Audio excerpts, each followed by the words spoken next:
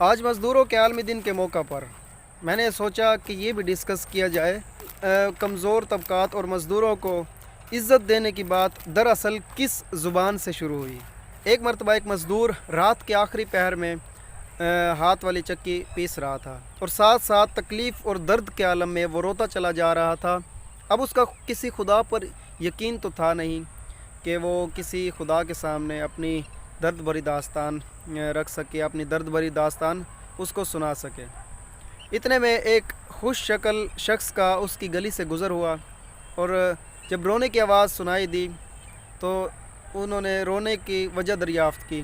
پہلے تو مزدور اس شخص کی ہمدردی پا کر بڑا ہی حیران ہوا، کیونکہ اسے کسی نے پہلی بار اتنے پیار سے اور بغیر دھتکارے اس شخص کو پکارا۔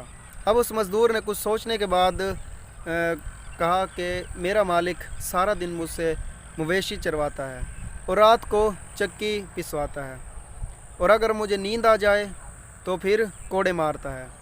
اس شخص نے جب مزدور کی یہ دردناک کیفیت دیکھی تو کہا کہ تم سو جاؤ، میں تمہاری جگہ چکی پیستا ہوں۔ مزدور تھکا آ رہا تھا، سو گیا، اور جب صبح اس کی آنکھ کھلی تو اس شخص کو چکی پیستے ہوئے پاتا ہے اور بڑی حیرانگی سے پوچھتا ہے کہ کیا آپ بھی مزدور ہیں؟ تو وہ شخص انکار کرتے ہوئے کہتے ہیں کہ نہیں، میں کوئی مزدور نہیں، اور چلے جاتے ہیں۔ اگلی رات پھر ایسے ہوتا ہے، وہ شخص آتا ہے، آ کے اس کی چکی پیستا ہے اور وہ مزدور سو جاتا ہے۔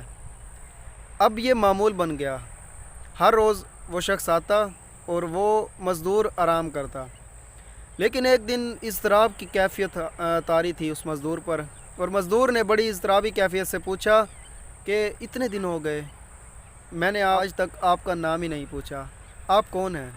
اس شخص نے مسکراتے ہوئے جواب دیا کہ میں محمد بن عبداللہ ہوں، جسے سارا شہر دیوانہ اور جادوگر کہتا ہے۔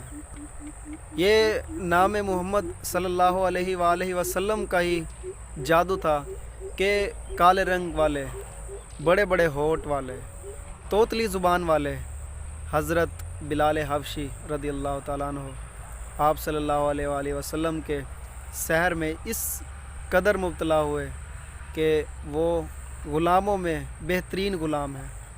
تو ناظرین، 1 مئی کو مزدوروں کا عالمی دن منایا جاتا ہے، لیکن اس ہمدردی کا جو آغاز جس زبان سے ہوا تو وہ ہمارے پیارے نبی حضرت محمد صلی اللہ علیہ وآلہ وسلم کی شخصیت سے ہوا کہ حبشہ میں رہنے والا ایک کالا حبشی آپ کا بہترین غلاموں میں سے ایک غلام ہے، اور ہم تو ان کے غلاموں کے غلام ہیں۔ تمام ان بھائیوں کا خیال رکھیں جو اس درد سے، اس تکلیف سے گزر رہے ہیں اور ہماری ہمدردی کے مستحق ہیں۔ تو اپنا بہت سارا خیال رکھیے گا۔ پاکستان زندہ باد، پاکستان پائندہ باد، والسلام، اللہ حافظ۔